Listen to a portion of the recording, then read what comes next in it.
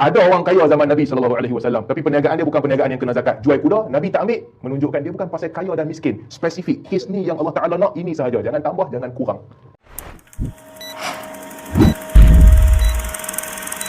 Dan antara yang istimewa juga dalam mazhab Maliki ni, dia ada beberapa kaedah yang hukum boleh terbit. Antara dia maslahah, sadd zari'ah, menutup jalan kerosakan, dan juga maslahah. Ini dua benda yang hukum boleh datang. Kita boleh buat hukum baru untuk menutup jalan-jalan kerosakan. Jalan-jalan yang membawa kerosakan boleh tutup siap-siap, buat hukum baru. Imam Malik kata yang itu boleh. Ataupun maslahah boleh. Berbeza dengan Imam Syafi'i. Imam Syafi'i qiyas. Imam Syafi'i sangat tekankan qiyas. Dalil kata macam mana? Boleh qiyas dengan dalil sahaja. Tak boleh keluar daripada tu. Sebab tu tuan-tuan, kalau kita tengok empat mazhab ni, sebenarnya orang tak cerita. Cuma yang antara yang paling tegas mengikut sunnah Nabi SAW adalah Imam Syafi'i lah. Imam Syafi'i hanya qiyas apabila ada keperluan sahaja. Kadang-kadang benda ni nampak macam mungkin kita kena ubah kot. Tapi tak, Imam Syafi'i kata hadis tak tunjuk macam tu. Contoh kan, zakat fitrah lah sebagai contoh. Zakat fitrah, Nabi suruh kutip zakat fitrah daripada tamar, daripada makanan yang orang makan, gandum dan tamar. Yang orang makan, makanan asasi. Imam Syafi'i qiyas ke tidak? Imam Syafi'i qiyas. Imam Syafi'i kata kalau di tempat lain, makanan asasi dia lain, tetap kena zakat fitrah. Sebab qiyas yang direct. Makanan asasi di Madinah adalah tamar, fitrah bayar dengan tamar. Pergi ke negara Beleng pula, mungkin makanan asasi dia spaghetti, bayar dengan spaghetti. Itu boleh qiyas.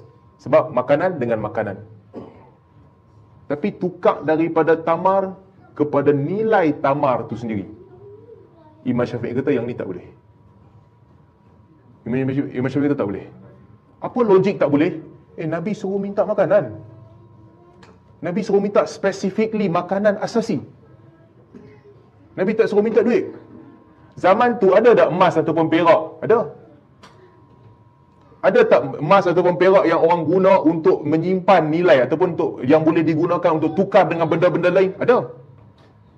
Tapi Nabi benarkan ke tidak? Tak, Nabi tak benarkan. Nabi tak bagi guna nilai beras, nilai tamar tu ditukar kepada emas dan perak. Nabi tak bagi. Zaman tu ada ke tidak orang yang susah ataupun makanan dia cukup? Dia susah, cuma makanan dia cukup. Dia adalah sedikit pokok tamar yang dia sentiasa boleh makan. Ada. Boleh tak untuk orang ni bagi zakat selain daripada tamar? Sebab tamar dah ada. Tak boleh. Jadi logik Imam Syafi'i, hadis sebut kena bagi makanan asasi, kena bagi makanan asasi. Bukan hak kamu untuk bermasuk kepala otak kamu. Orang lebih memerlukan duit kot daripada makanan. Itu kamu bukan buat penetap hukum syarak. Itu hak Allah Ta'ala. Allah Ta'ala minta yang itulah. Ini mazhab Syafi'i.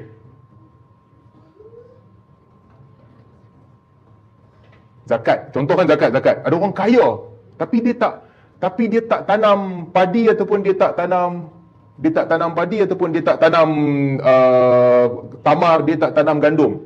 Dia tanam ketum. Ketum tak dibenarkan. Dia tanam kelapa sawit. Dia kaya. Kena zakat ke tidak? Kena zakat tidak? Imam Syafi'i kata hang kaya ke hang miskin, hang punya pasal lah. Benda tu tak kena zakat. Pasal apa aku nak minta zakat? Zaman Nabi SAW, pengembala kuda lagi kaya daripada pengembala kambing dan unta.